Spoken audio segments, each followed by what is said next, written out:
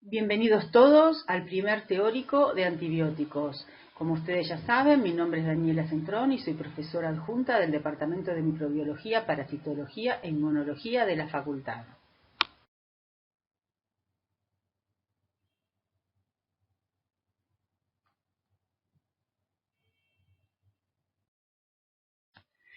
El objetivo general de esta primera clase es introducirnos en los conceptos básicos de la problemática de la resistencia antibiótica. Para ello vamos a describir primero las generalidades del uso de los antibióticos y enfocándonos siempre en la problemática de la resistencia. Tengan en cuenta que en otras materias, como fármaco, van a ver toda la parte farmacológica y también de uso de los antibióticos, y en infectología, cuando ustedes la cursen, van a ver toda la parte de tratamiento. Entonces, en la cursada de microbiología, lo que vamos a resaltar en la parte de antibióticos es los métodos de detección de sensibilidad y resistencia por parte de las bacterias a los antibióticos, así como los mecanismos de resistencia a antibióticos. Entonces, vamos a empezar haciendo una breve reseña de la parte histórica de los antibióticos. Vamos a describir, digamos, de manera apenas superficial, los mecanismos de acción de las familias de antibióticos. Vamos a comprender la dinámica de la adquisición de los determinantes de resistencia a antibióticos. Vamos a conocer los métodos de determinación de la susceptibilidad a los mismos y vamos a conocer los conceptos al final de la clase del uso racional de antibióticos. Como ustedes ya saben, hay cientos de millones de especies bacterianas que viven en casi todos los hábitats del planeta.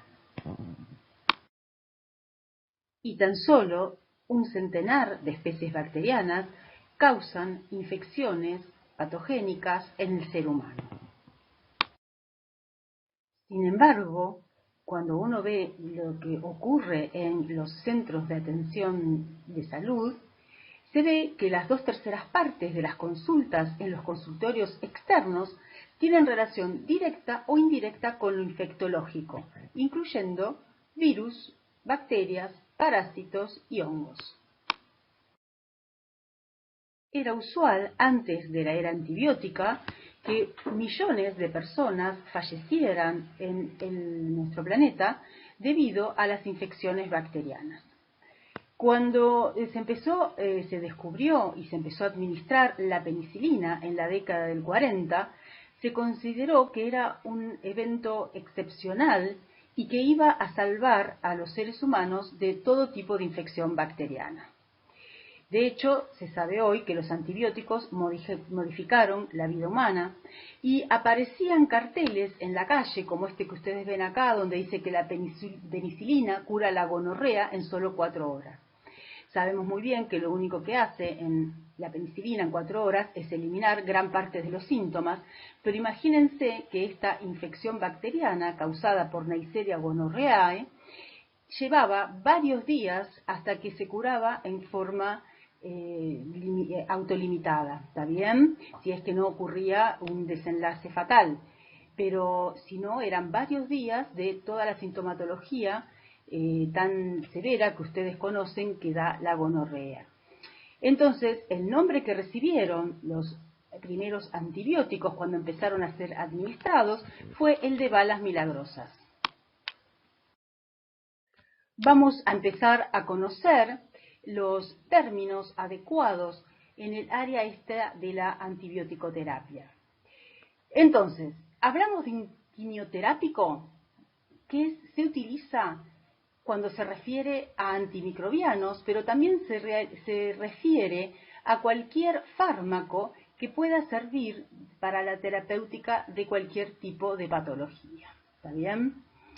Antiséptico son fármacos de acción inespecífica y que tienen uso estrictamente externo, o sea, tópico, ¿está bien? A nivel de piel o inclusive mucosas. Y los antisépticos destruyen o inhiben el desarrollo de microorganismos que se encuentran presentes justamente en la piel o mucosas.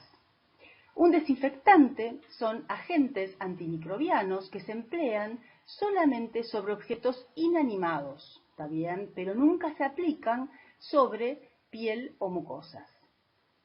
La desinfección es la eliminación de todos los microorganismos con excepción de las esporas bacterianas. La esterilización es la eliminación de todos los microorganismos patógenos, pero a diferencia de la desinfección, incluye las esporas. Ahora vamos a ver la definición exacta de dos términos muy utilizados, pero que no se usan correctamente.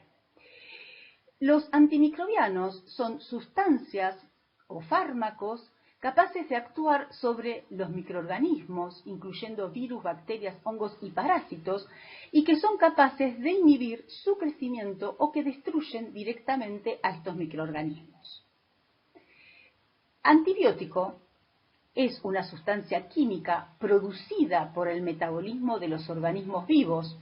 Principalmente son producidos por hongos y bacterias que tienen la capacidad de inhibir el crecimiento o destruir a los microorganismos. Como ustedes ven, la palabra adecuada para hablar es antimicrobiano. Sin embargo, no es la más usada. Todo el tiempo, todos, inclusive yo, utilizamos la palabra antibiótico. ¿Está bien? Y sin embargo, antibióticos serían aquellas sustancias químicas solamente producidas por el metabolismo de organismos vivos. No incluirían, por ejemplo, antimicrobianos como las sulfamidas o las quinolonas, y las llamamos antibióticos también. Así que bueno, en la medida de lo posible uno intenta usar la palabra correcta. Además, los antimicrobianos se pueden definir según su origen, ya que pueden ser biológicos si son sintetizados por organismos vivos. Por ejemplo, la penicilina, como vamos a ver más adelante, es producido por un hongo, el Penicillium notatum, y muchas familias de antimicrobianos son también producidos ya sea por bacterias o por hongos. Después tenemos los antimicrobianos semisintéticos, que son producidos por modificación química de antibióticos naturales preexistentes. Por ejemplo, la ampicilina tiene una modificación química con respecto a la penicilina. ¿Está bien?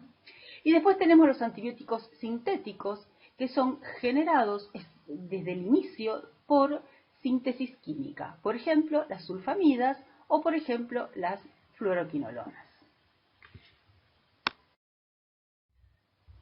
Entonces, en esta diapositiva vamos a ver cómo muchos antimicrobianos son de origen natural.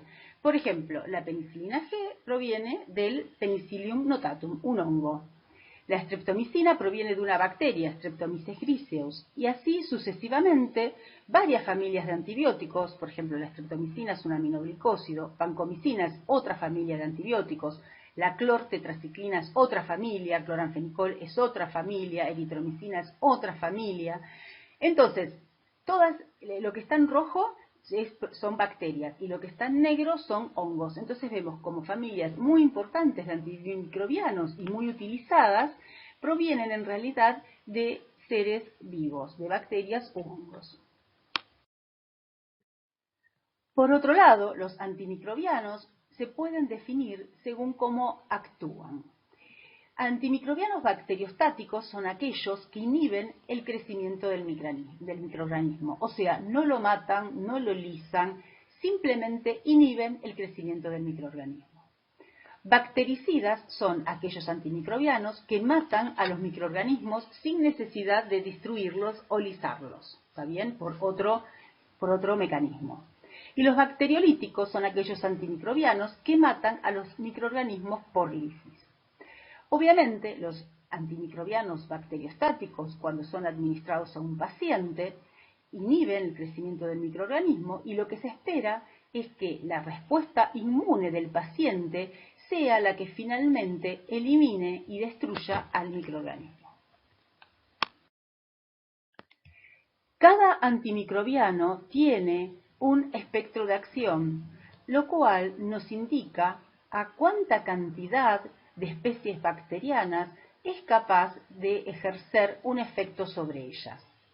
Por ejemplo, la tobramicina, que ven ustedes acá en esta diapositiva, es activa, o sea, elimina las bacterias pertenecientes a las especies de las micobacterias o algunos bacilos gram negativos. Por ejemplo, las polimixinas es una familia de antibióticos que inhibe el crecimiento de algunos bacilos gram negativos, nada más. Entonces tenemos algunos antimicrobianos que se llaman de espectro reducido, que sería, por ejemplo, el caso de estas polimixinas, hay muchos más, esto es simplemente un ejemplo, u otros que son antimicrobianos de espectro ampliado, como por ejemplo la tetraciclina, que ustedes pueden ver en esta diapositiva, que es activa frente a riquechas, clamidias, bacilos gram positivos y muchos bacilos gram negativos.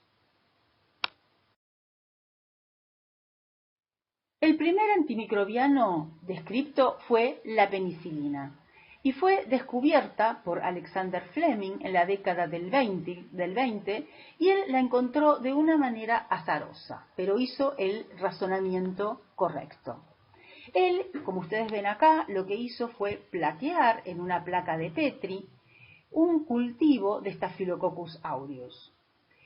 En vez de leer la placa y analizarla al día siguiente, la dejó varios días, una semana, y al leerla se encontró con la placa que ustedes ven aquí abajo, donde se ve el crecimiento de un hongo, y si ustedes observan alrededor del hongo, parece que hubiera un halo de inhibición donde las colonias de Staphylococcus aureus no crecen o crecen más pequeñas, y a medida que se alejan del hongo crecen más grandes. Alexander Fleming, en base a esta placa de Petri, infirió que posiblemente este hongo estaba produciendo un metabolito que difundía en el agar y que inhibía o eliminaba el crecimiento bacteriano de Staphylococcus aureus. Él, entonces, sugirió que si ese compuesto químico se podía aislar y administrar al ser humano, se iba a poder eliminar la infección de Staphylococcus aureus dentro de la persona infectada. Este razonamiento fue en el que se basaron después para aislar este compuesto químico que finalmente fue la penicilina y poderlo administrar, y bueno, hoy sabemos todo el efecto positivo que ha tenido sobre la vida del ser humano. Entonces, la penicilina fue el primer antimicrobiano que fue identificado y administrado a nivel global, y a partir de entonces se fueron identificando nuevos compuestos químicos que corresponden a estas familias de antimicrobianos que ustedes ven en esta diapositiva.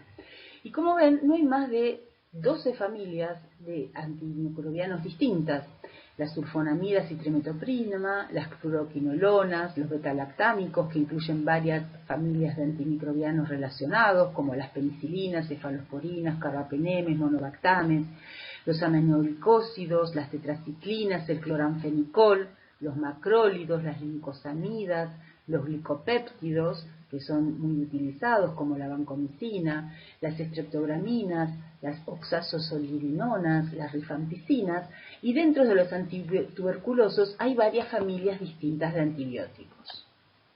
Vamos a ir viendo a lo largo de estos dos teóricos características de algunas de estas familias, pero recuerden que la base farmacológica de estos antimicrobianos los van a ver en profundidad cuando cursen fármaco. Entonces, la gran pregunta es ¿cómo actúan los antimicrobianos? Vamos a ver que los antimicrobianos tienen un blanco de acción de la bacteria con el cual interaccionan y de esa manera producen un efecto bacteriostático, bacteriolítico sobre la cepa, sobre la célula bacteriana. ¿Está bien? Estos blancos de los antimicrobianos son blancos que se encuentran en las células procariontes, o sea, en las bacterias, pero que no se encuentran en justamente las células eucariontes del ser humano, para de esta manera producir la menor cantidad posible de efectos secundarios. Entonces, tenemos 5 grandes grupos de blancos antimicrobianos. Ellos son la inhibición de la síntesis de la pared bacteriana, que un ejemplo y de los más usados, de los antimicrobianos más usados, son la penicilina, las cefalosporinas, la vancomicina, la fofomicina. Otro blanco es la distorsión de la función de la membrana celular, como es el caso de la polimixina B. Otro blanco es la inhibición de la síntesis de proteína. Recuerden que los ARN ribosomales en las bacterias son distintos que en las células eucariontes, entonces por eso es un buen blanco. Y acá tenemos una gran cantidad de familias de antibióticos que ejercen justamente su interacción con este blanco de acción, como los aminoglicósidos, la tetraciclina, el clorfenicol, los macrólidos, las estreptograminas, las lincosamidas y las oxazolidinonas. Otro blanco de acción es la inhibición de los ácidos nucleicos como las fluoroquinolonas y la rifampicina. Y otro blanco de acción es la inhibición de la síntesis del ácido fólico, y acá tenemos dos grandes familias de antibióticos, la sulfamida y la trimetoprima. En detalle, ustedes van a tener un texto acá en la web en el cual van a poder consultar con más detalle cómo son los blancos de acción de cada una de estas familias de antibióticos. Este texto se llama Textos Mecanismos de Acción-Resistencia. ¿Está bien?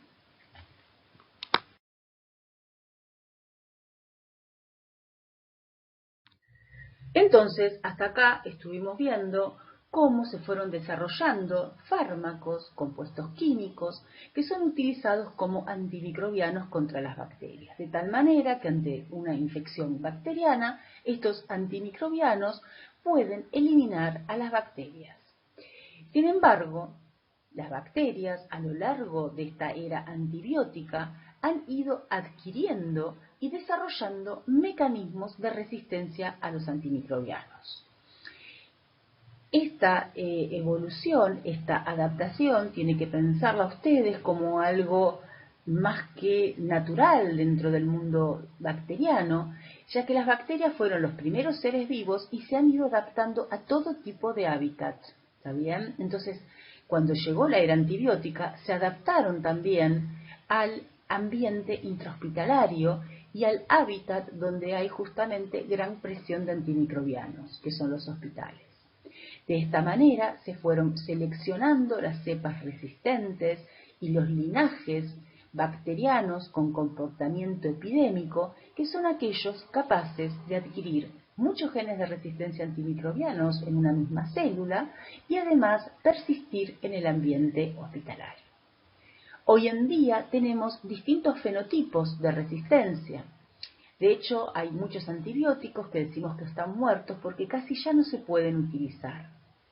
Tenemos el fenotipo multidroga resistente, que nos referimos a las cepas, aquellas cepas que han adquirido resistencia antimicrobiana en al menos un antibiótico en 3 familias distintas de antimicrobianos.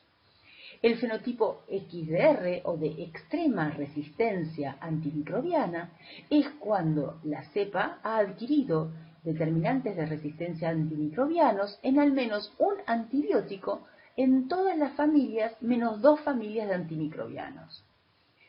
El fenotipo PDR o de pandroga resistencia antimicrobiana son aquellas cepas que han adquirido determinantes de resistencia a todos los antimicrobianos en todas las familias de antimicrobianos. O sea, que para los fenotipos de pandroga resistencia no hay alternativas terapéuticas. Y este tipo de cepas se aíslan en varios hospitales de nuestro país. Obviamente esta es una característica global. En todos los hospitales del mundo se aíslan cepas pandroga resistentes, lamentablemente. Con respecto a los inicios de la detección de la resistencia antimicrobiana, nos encontramos ante un hecho muy particular desde el punto de vista científico. En los inicios de la administración de antibióticos, o sea, en la década del 40, no se pudo predecir que iban a surgir cepas resistentes a un antibiótico. Entonces, cuando surgió la primera resistencia antibiótica, que fue la resistencia a la penicilina en la especie de Staphylococcus aureus, la comunidad científica estuvo muy sorprendida, ¿de acuerdo? Posteriormente, en la década del 50, la comunidad científica tampoco pudo predecir la multidroga resistencia bacteriana. Ese evento también fue algo que llamó poderosamente la atención y, por supuesto, desde esos momentos es que se empezó a estudiar a nivel molecular, funcional e infectológico la problemática de la resistencia antimicrobiana. Es así como, por ejemplo, en el año 1960, cuando un científico, un médico recibió el premio Nobel, él dijo que los países civilizados, como ustedes ven acá, no iban a tener más enfermedades infecciosas de ningún tipo gracias al descubrimiento y al desarrollo y administración de antimicrobianos. Miren qué lejos que estamos hoy de esto, en que nos afrontamos a la extrema droga resistencia e incluso a la pandroga resistencia en los aislamientos clínicos a nivel global. Y como ustedes saben, la OMS considera, además de estudios matemáticos, modelados matemáticos que lo avalan, que para la década del 50 va a haber más muertes debidas a la problemática de la resistencia antimicrobiana que a otro tipo de patologías como cardiológicas o inclusive oncológicas. Entonces, en la clase de hoy, lo que vamos a ver en detalle es cuáles son los mecanismos que llevan a las bacterias a adquirir mecanismos de resistencia antibióticas y a propagarse en el ambiente intrahospitalario y también en los pacientes de la comunidad. Los eventos más importantes que vamos a analizar y estudiar son los de la transferencia horizontal genética, la selección de clones con comportamiento epidémico y el uso racional de antimicrobianos. Estos tres mecanismos son los que inciden en la diseminación y en el aumento de la resistencia antimicrobiana.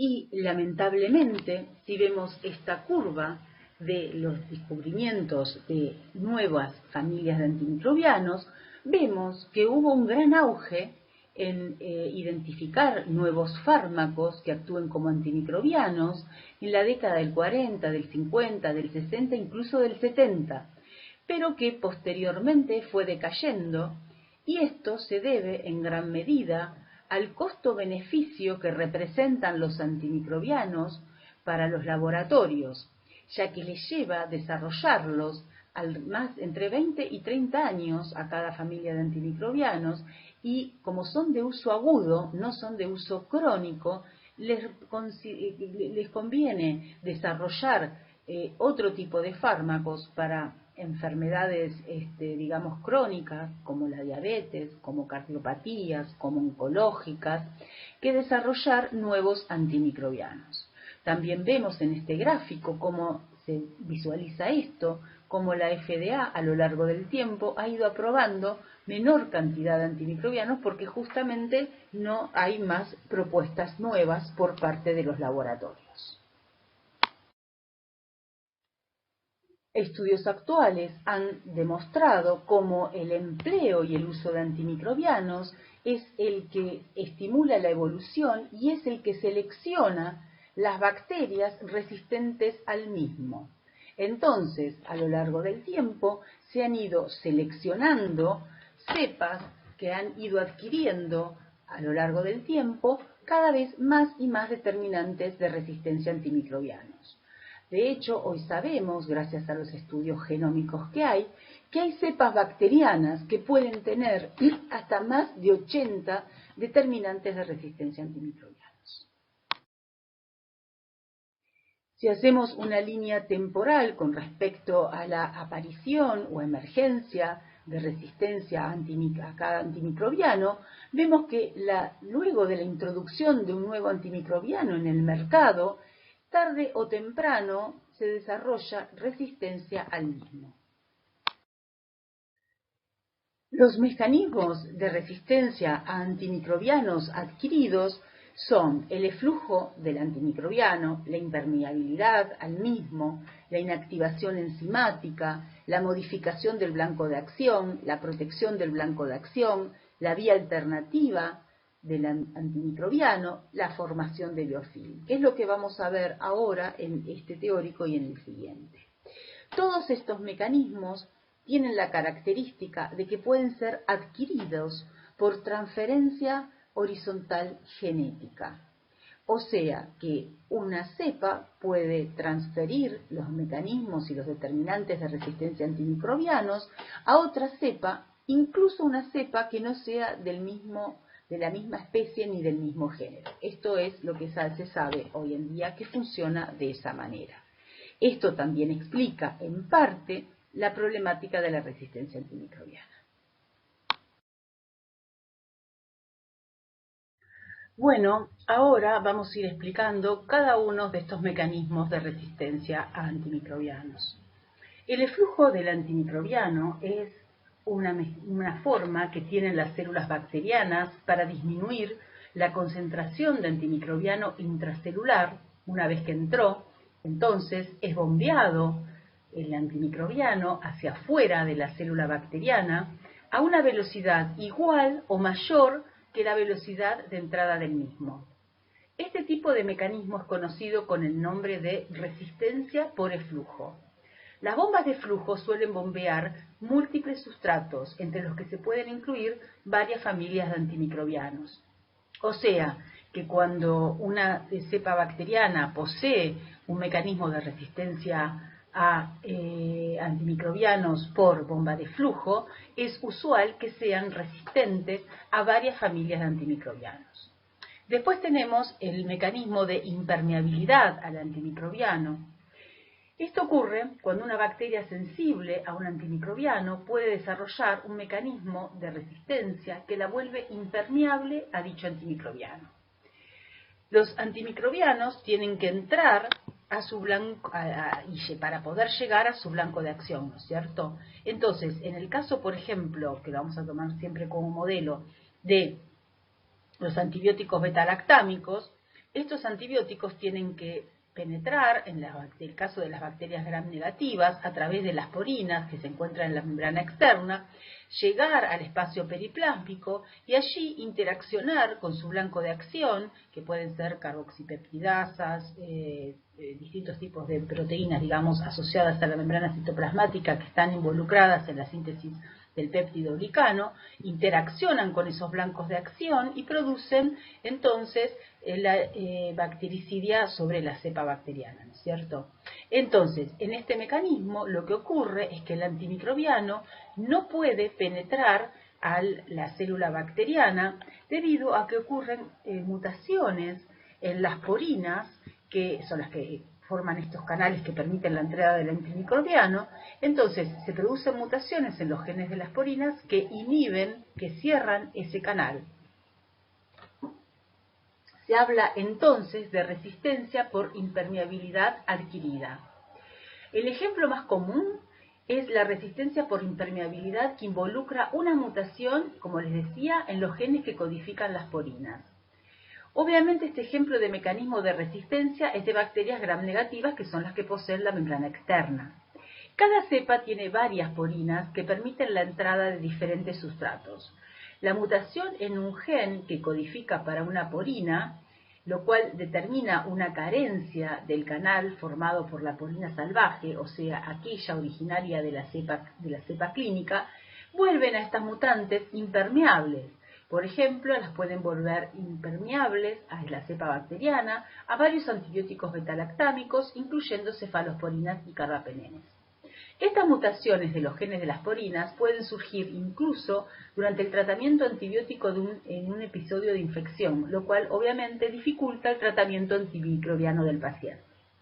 En muchos casos, las alteraciones de la permeabilidad originan lo que se llaman resistencias antimicrobianas pleiotrópicas, esto es, aquellas que afectan simultáneamente a distintas familias de antimicrobianos no relacionados desde el punto de vista farmacológico por un mismo mecanismo de acción.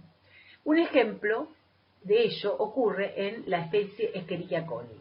Una mutación en el gen MAR-A, se llama así este gen, trae aparejada una reducción en la entrada de la célula de cloranfenicol, tetraciclinas y fluoroquinolonas, debido a la disminución de la síntesis tanto de una porina como de otras proteínas de membrana externa. Día a día es más evidente que las modificaciones en las proteínas de la membrana externa pueden conducir a la multidroga resistencia en las bacterias gram negativas. Un tercer mecanismo que les voy a explicar es el de la inactivación enzimática, que es en realidad el más frecuente en las cepas clínicas. Existen numerosas enzimas bacterianas que pueden hidrolizar o modificar la estructura química de un antimicrobiano de manera que éste no pueda llegar en forma activa a su blanco de acción. Dentro del grupo de las enzimas que hidrolizan al antimicrobiano se encuentran las beta-lactamasas, que como su nombre lo indica, actúan sobre los antimicrobianos beta-lactámicos. Después tenemos otro mecanismo de resistencia antimicrobiana, que es la modificación del blanco de acción. En este caso, el blanco de acción, como en este ejemplo que ustedes ven acá, el antimicrobiano puede llegar hasta el blanco de acción, pero no lo reconoce porque éste se ha modificado desde el punto de vista químico, y entonces, aunque sigue siendo funcional y cumpliendo la función necesaria dentro de la célula bacteriana, este cambió su conformación química y no es reconocido más por el antimicrobiano, con lo cual el antimicrobiano no encuentra su blanco de acción y no puede ejercer su efecto bactericida o bacteriostático sobre la célula bacteriana. Este es un mecanismo común frente a antibióticos betalactámicos, aminoglucósidos, tetraciclinas, cloranfenicol, eritromicina, lincosamidas, sulfamidas, quinolonas, trimetoprima, vancomicina y rifampicina. Como vemos, varias familias de antimicrobianos. Entonces, varios de estos mecanismos incluyen la modificación del blanco de acción de tal manera que no se puede unir al antimicrobiano. Este mecanismo puede ser codificado por genes tanto plasmídicos como cromosómicos. El mecanismo de protección del blanco de acción es cuando en la célula bacteriana se protege de alguna manera el blanco de acción del antimicrobiano. Por ejemplo, en los ribosomas hay genes que codifican para la metilación en un punto del ribosoma que corresponde a la entrada del conducto por el cual tienen que pasar antimicrobianos como macrólidos, clindamicina o streptogramina B para llegar a su blanco de acción. Al encontrarse metilado ese conducto, estos antimicrobianos no pueden llegar a su blanco de acción, por eso este mecanismo se llama protección del blanco de acción. Otro mecanismo también relativamente frecuente es el de la vía alternativa del antimicrobiano o desvío metabólico. El ejemplo más usual que uno explica es el de la resistencia a las sulfamidas y a la trimetoprima. El blanco de acción de estos antimicrobianos es la formación del ácido fólico, ¿no es cierto? Que en las bacterias sabemos que son varios procesos en donde están involucrados varias enzimas que son las que actúan sobre distintos sustratos. Entonces, en el caso de la trimetoprima, por ejemplo, su blanco de acción es una enzima que es la dihidrofólico reductasa, la cual convierte al ácido dihidrofólico en ácido tetrahidrofólico. Cuando la trimetoprima se une porque tiene una gran afinidad a esta enzima, se inhibe la formación del ácido tetrahidrofólico. De la misma manera, las sulfamidas tienen una gran afinidad por la tetrahidroteorato sintetasa, que es la que convierte el PABA en ácido dihidrofólico. Al unirse la sulfamida a esta enzima, a la tetrahidroteorato sintetasa, se va a inhibir la formación del ácido dihidrofólico y de esta manera, finalmente, se inhibe la formación del ácido fólico, que es esencial para la sobrevida de la bacteria.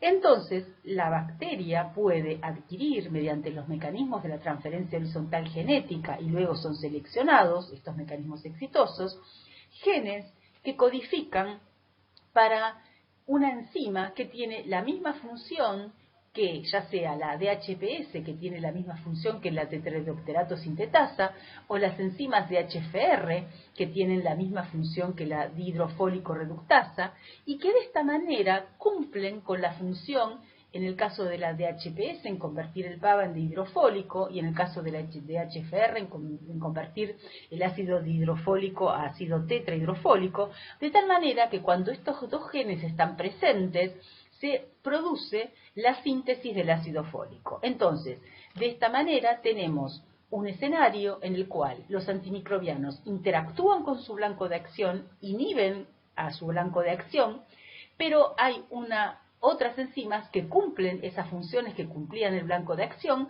y de esa manera la bacteria se vuelve resistente a estos antimicrobianos. Otro mecanismo de resistencia a antimicrobianos muy frecuente es la formación de biofilm o biopelículas. Las biopelículas son definidas como un agregado, una comunidad bacteriana de muchas bacterias, inclusive pueden ser especies distintas, que se pueden formar sobre superficies expuestas. Esta formación de biopelículas protege a las bacterias, ya sea de las defensas del huésped, de las condiciones ambientales adversas y también de los antimicrobianos. Las bacterias tienen dos formas de vida, como células planctónicas o bajo la formación de biofilm. Entonces, cuando están bajo la formación del biofilm, ningún antimicrobiano puede penetrar. De esta manera, esa comunidad bacteriana se vuelve resistente al antimicrobiano. Obviamente, la formación de biofilm también tiene un efecto pleiotrópico, en el sentido de que puede dar resistencia a varias familias diferentes de antimicrobianos. Entonces, dentro de una célula bacteriana, hay que tener en cuenta que pueden haber múltiples mecanismos de resistencia a antimicrobianos.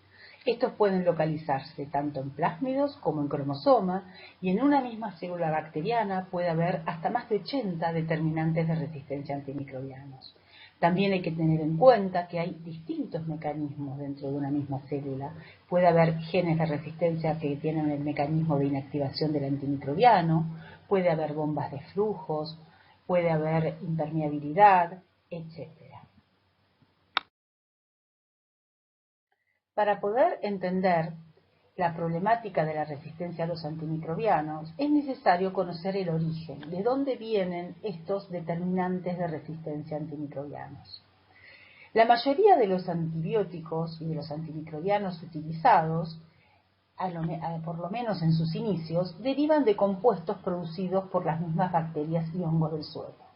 Entonces, ustedes tienen que pensar que las bacterias en el suelo y en cualquier hábitat viven en general en comunidades bacterianas, distintas especies, también muy cercanos a varios hongos, comparten hábitat con los hongos.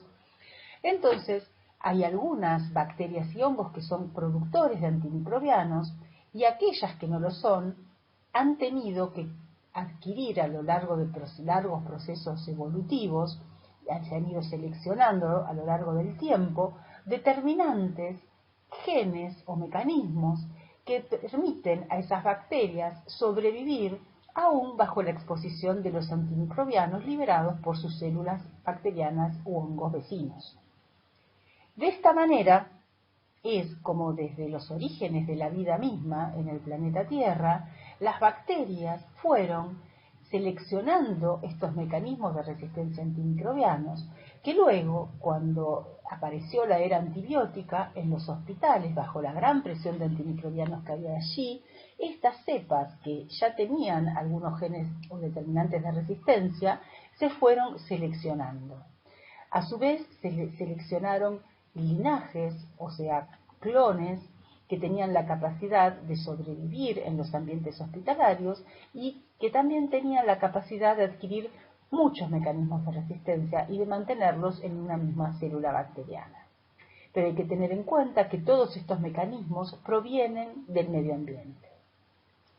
A su vez, las bacterias pueden transmitir estos genes de resistencia de antimicrobianos o genes de defensa, porque hay que considerar que son también genes de defensa, en forma horizontal, o sea, a través de los mecanismos de la transferencia horizontal genética, desde una cepa resistente a otra cepa que es sensible. De esta manera, la cepa sensible va a adquirir esa resistencia a eso determinado antimicrobiano.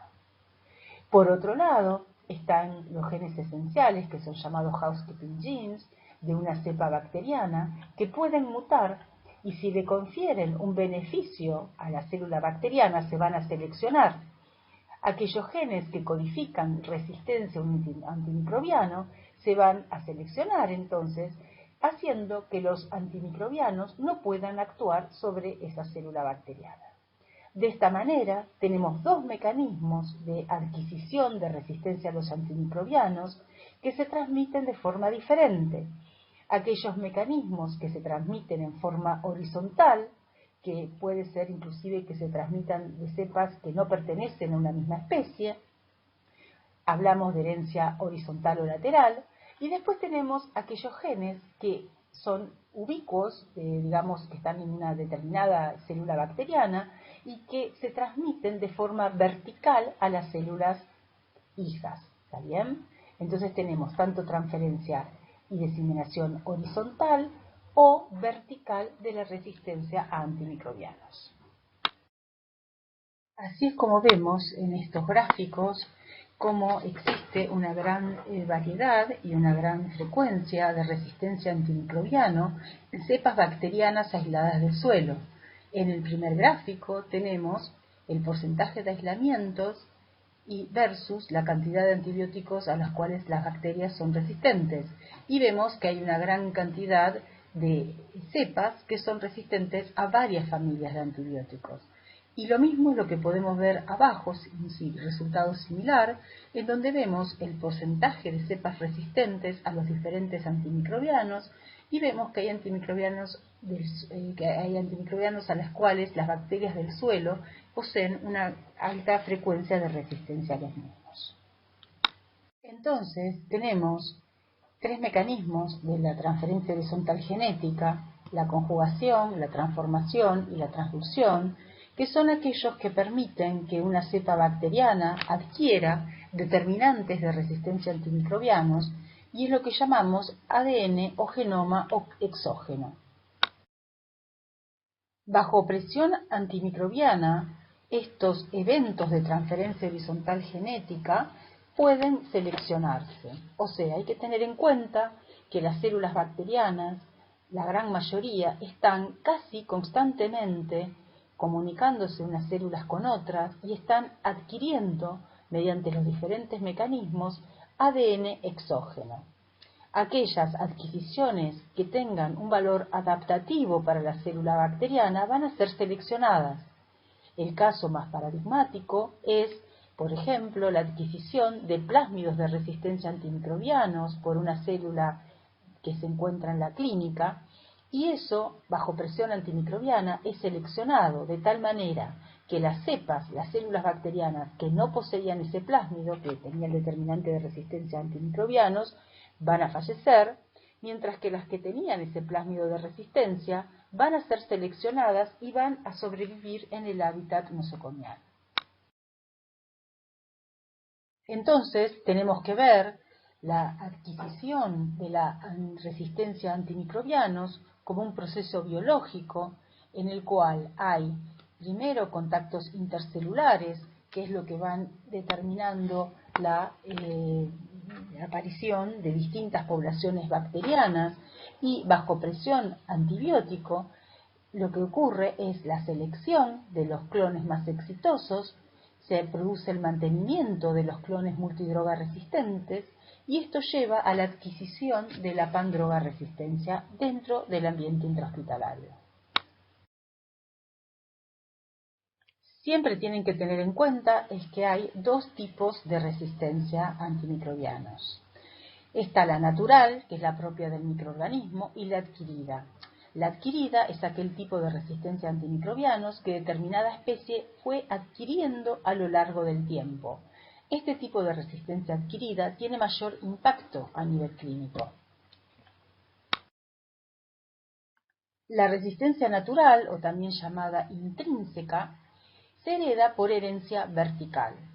Es un tipo de resistencia que se encuentra en todas las cepas de una especie, o sea, es ubicua en una determinada especie, o puede ser ubicua en un determinado género o en una determinada familia. Los ejemplos que vamos a contar hoy es el ejemplo de Pseudomonas aeruginosa, y también vamos a ver la resistencia a la vancomicina por las bacterias gram negativas.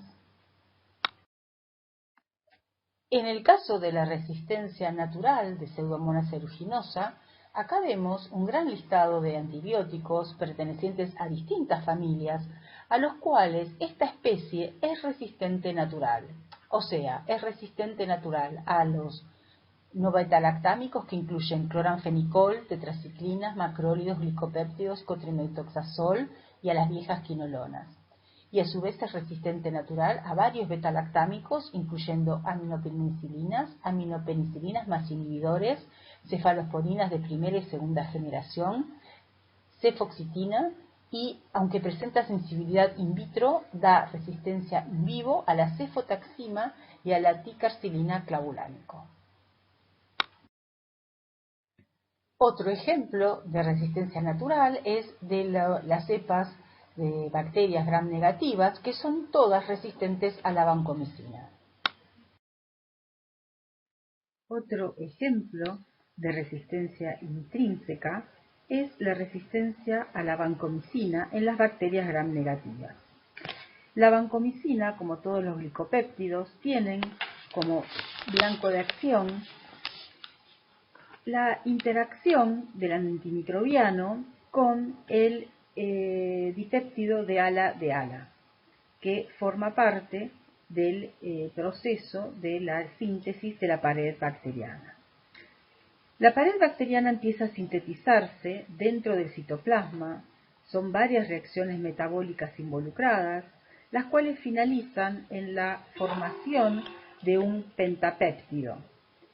Este pentapéptido pasa a través de la membrana citoplasmática, a través de un carrier lipídico, el cual lo expone hacia el exterior.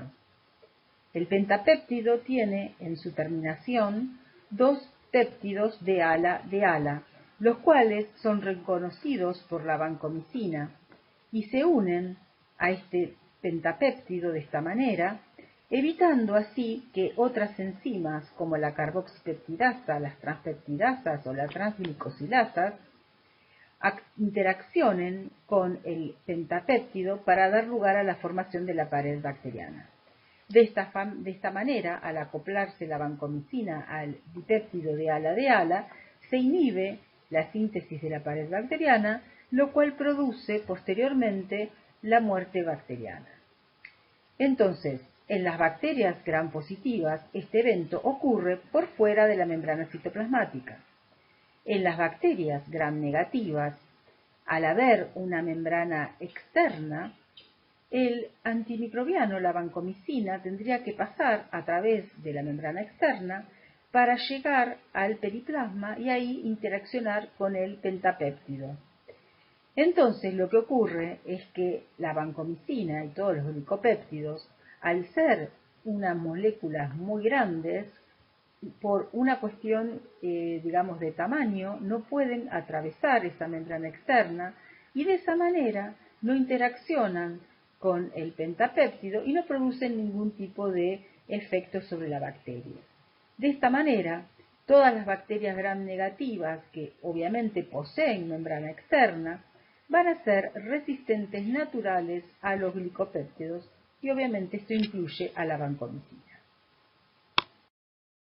Ahora vamos a ver los métodos de determinación de susceptibilidad a los antimicrobianos, o sea, cómo sabemos si una cepa que fue aislada de un paciente es sensible o resistente a los antimicrobianos.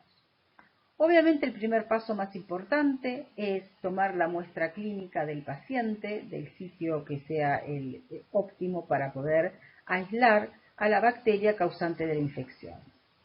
Una vez que la tenemos aislada e identificada, se realiza el método de determinación de susceptibilidad a antimicrobianos. En general lo que se realiza es el antibiograma, que es lo que les voy a contar ahora, y después, en base a los resultados obtenidos, de este antibiograma se realiza la terapia antibiótica al paciente. Entonces, el objetivo de estos métodos de determinación de susceptibilidad a los antimicrobianos es saber si una cepa ha adquirido mecanismos de resistencia antimicrobianos, además de los que ya poseía de forma intrínseca. Existen dos métodos de detección de la resistencia antimicrobiana.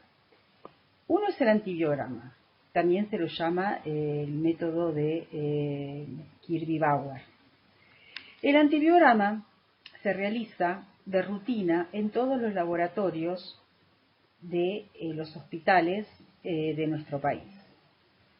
Es un método que está puesto a punto, estandarizado, para todo tipo de bacterias de crecimiento rápido, y también se encuentra estandarizado para Neisseria meningitidis, Streptococcus pneumoniae y Haemophilus influenzae. Para hacer el antibiograma se usan placas de Petri, en el cual se pone agar Müller-Hinton, y sobre este agar Müller-Hinton se depositan los discos de antibiótico, como ustedes ven acá en la figura, que tienen una concentración que está estandarizada. Antes de colocar estos discos, se siembra en el agar Müller-Hinton un inóculo, también cuyo valor está estandarizado, de la cepa en la cual se va a investigar la susceptibilidad a antimicrobianos, de tal manera que al sembrarlas hace lo que se llama un césped bacteriano, de tal manera que queda toda la placa con la posibilidad de que crezcan las bacterias. Después se depositan a una distancia también convenida los discos que están impregnados con los distintos antibióticos, y esta placa se deja a temperatura de 37 grados durante 18 horas. A las 18 horas lo que se hace es leer el antibiograma. Y entonces vamos a tener acá la figura de la derecha, en donde vamos a tener discos en los cuales las bacterias llegaron a crecer hasta su confluencia, y otros discos en los cuales se forma lo que se llama un halo de inhibición. Entonces, esta bacteria lo que nos está diciendo es que esta cepa bacteriana es seguramente sensible a algunos antibióticos y resistente a otros. ¿Está bien? Lo que se hace a las 18 horas es leer este halo de inhibición. Leerlo significa medirlo a este diámetro, y se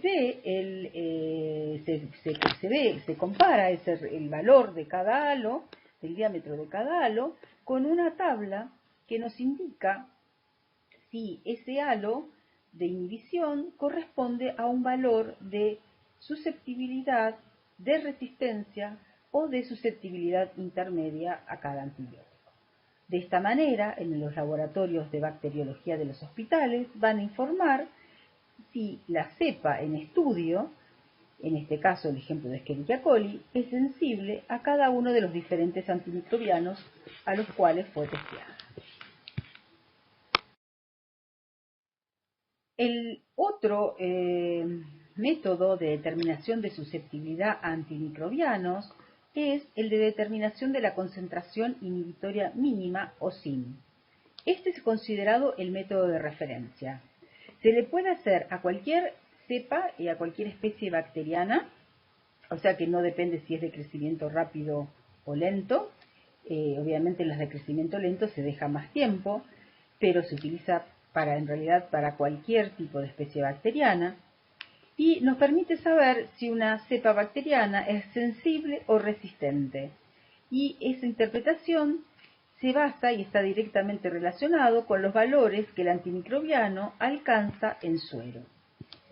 Para realizar la SIM se toma también un inóculo estudiado y se pone en medio líquido concentraciones crecientes en base 2 del antimicrobiano, y en cada uno de los tubos se va poniendo el mismo inóculo.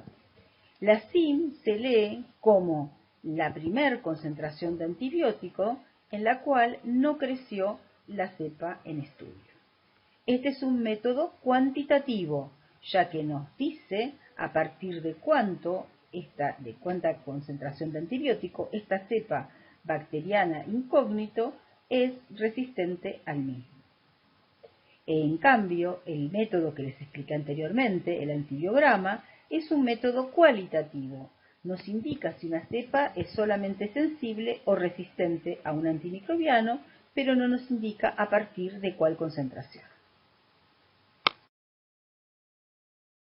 Recientemente es de interés a nivel sanitario realizar no solamente la SIM de los aislamientos de interés, sino también realizar lo que se llama la VIC. La VIC es la concentración inhibitoria mínima de la cepa bacteriana en estudio cuando se encuentra formando biofilm. Y aquí vemos en esta tabla cómo varía la VIC con respecto a la MIC. En el caso de la micacina, por ejemplo, acá ustedes pueden ver que los valores son mucho más grandes para la VIC que para la MIC. Lo mismo ocurre con respecto a la ceftazidima y así en general para casi todos los antibióticos. Esto lo que nos está indicando es que la cepa bacteriana, cuando está creciendo bajo forma de biofilm, en general presenta más resistencia a los antimicrobianos que cuando está creciendo en forma planctónica. Lo importante de estas metodologías es que tanto el antibiograma como la SIM tienen un valor predictivo. La sensibilidad no garantiza el éxito de la terapia antimicrobiana, pero la resistencia sí predice el fracaso terapéutico.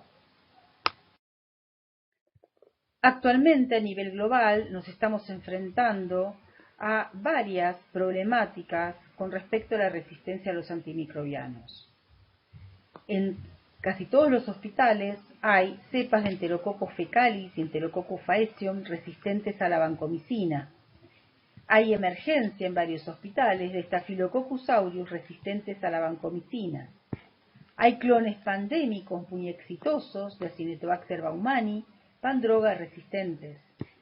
Hay clones pandémicos también de Klebsiella pneumoniae, pandroga resistentes. Los más conocidos es el de Klebsiella pneumoniae, es el secuenciotipo 258, portador de la carbapenemasa KPC2. Hay también emergencia de Escherichia coli agregativa, con la toxina similgiga y con beta-lactamasas de espectro extendido del ambiente. Este es el brote que ocurrió de Escherichia coli enteroagregativa en Alemania, que surgió en Alemania y después diseminó en toda Europa, que eran cepas del ambiente que poseían la toxina similgiga y que además poseían una beta-lactamasa de espectro extendido. Por eso, al principio, cuando se empezaron a tratar a los pacientes de la comunidad con la antibioticoterapia tradicional, estos pacientes no mejoraban e incluso hubo decesos debido a estas infecciones. Entonces, acá podemos ver cómo cepas bacterianas que provienen del ambiente pueden causar a nivel comunitario un problema muy severo. También tenemos cepas pandrogas resistentes de Pseudomonas aeruginosa, hay cepas multidrogas resistentes de Mycobacterium tuberculosis. Actualmente nos estamos enfrentando a la resistencia a carbapenemes en las enterobacterias y también recientemente emergió resistencia a colistin transmisible por transferencia horizontal genética de cepas del ambiente a las cepas de la clínica.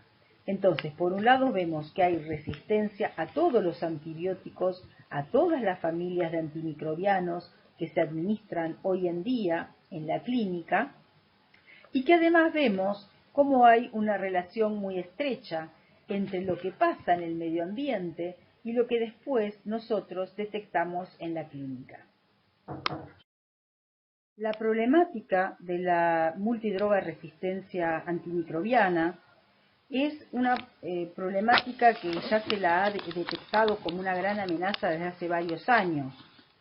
Ya desde el año 1997 se reportó multiresistencia incluyendo todos los antimicrobianos que se usan para el tratamiento de la peste negra en un aislamiento clínico de Yersinia pestis. O sea, Yersinia pestis, como ustedes saben, es la bacteria causante de la peste bubónica o de la peste negra, que siglos atrás se considera que produjo un exterminio de la tercera o la mitad parte de la población europea.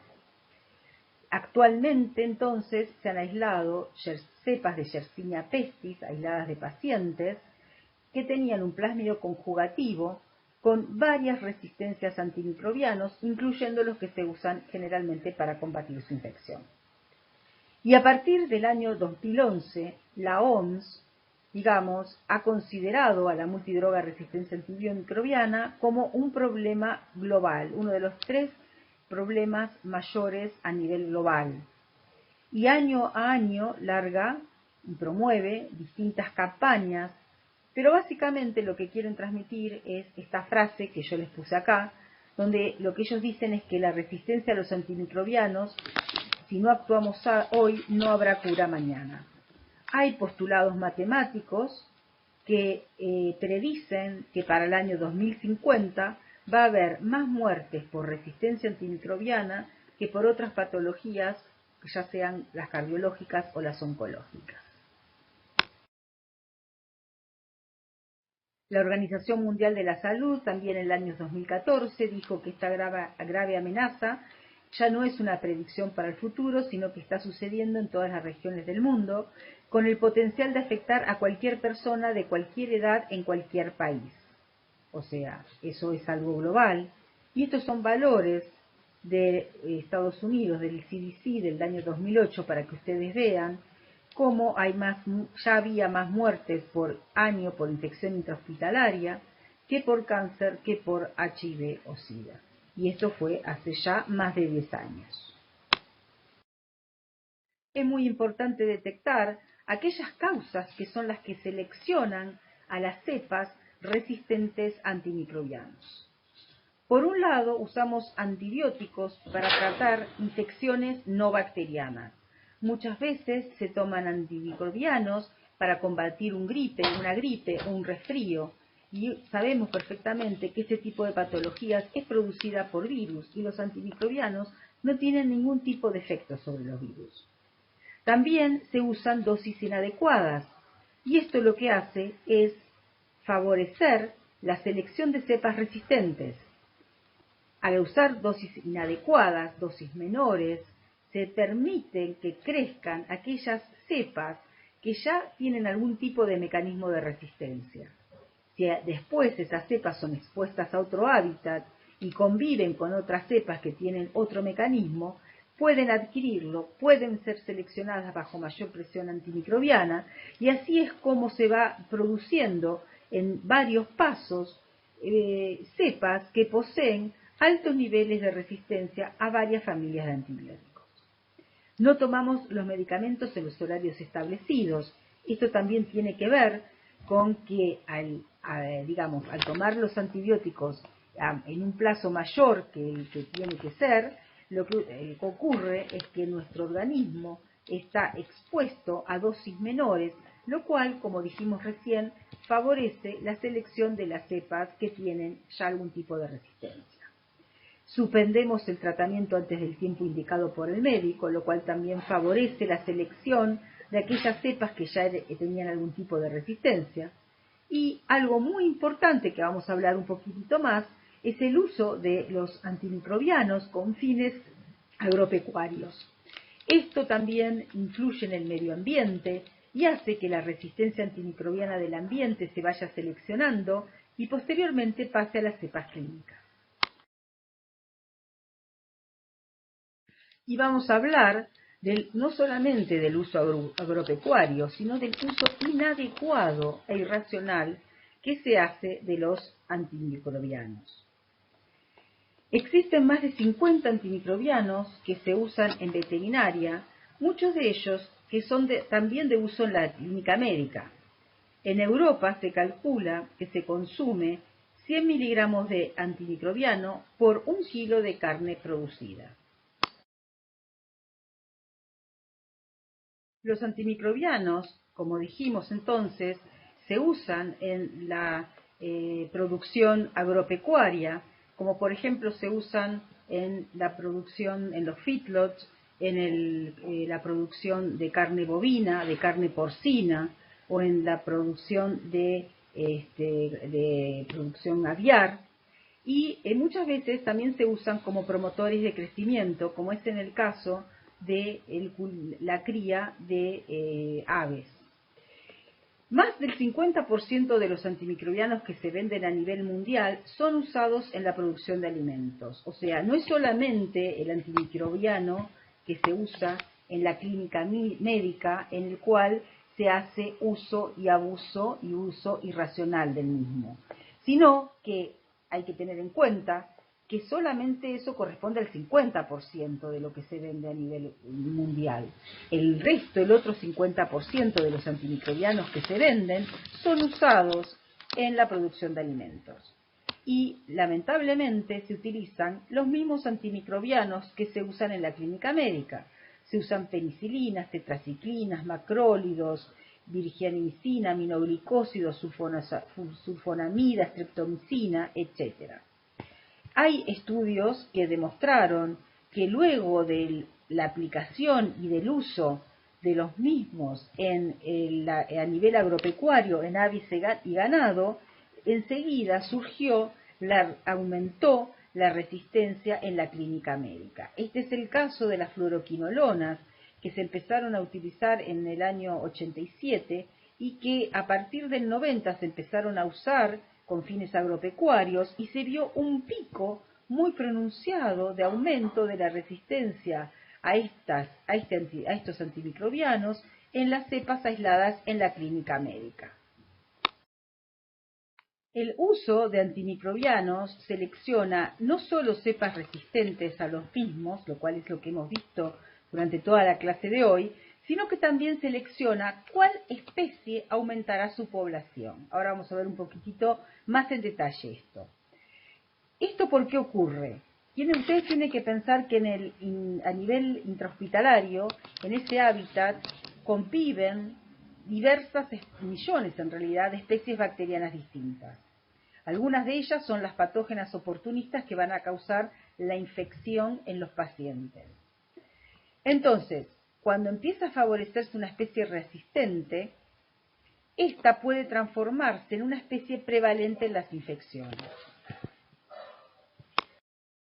Como ejemplo de esto tenemos un estudio que hemos hecho acá en el departamento, en donde vimos que luego del uso del colistin, un antimicrobiano que no se usó durante décadas y que empezó a utilizarse porque ya no había ninguna posible alternativa terapéutica, cuando se empezó a utilizar en el año 2005, acá vemos que empezó a aumentar una especie que es Serratia marcescens y Proteus mirabilis, que eran especies que estaban en baja frecuencia dentro de este hospital, pero que con el colistin, al ser estas dos especies bacterianas resistentes naturales a este antimicrobiano, empezaron a seleccionarse y a partir del uso del colistin empezaron a aislarse en mucha mayor frecuencia cepas de estas especies. O sea que el uso de antimicrobianos también está relacionado con qué especies bacterianas vamos a encontrar en cada hospital. En cada hospital en general se siguen protocolos diferentes, entonces eso es lo que nos va a dar un perfil diferente de las cepas resistentes que vamos a encontrar. Y como siempre, un poco de humor, pero la conclusión que tenemos que sacar de todo esto es que el uso inadecuado y abuso de los antimicrobianos es el que provoca la resistencia bacteriana y es lo que provoca la problemática global que nos estamos enfrentando hoy en día.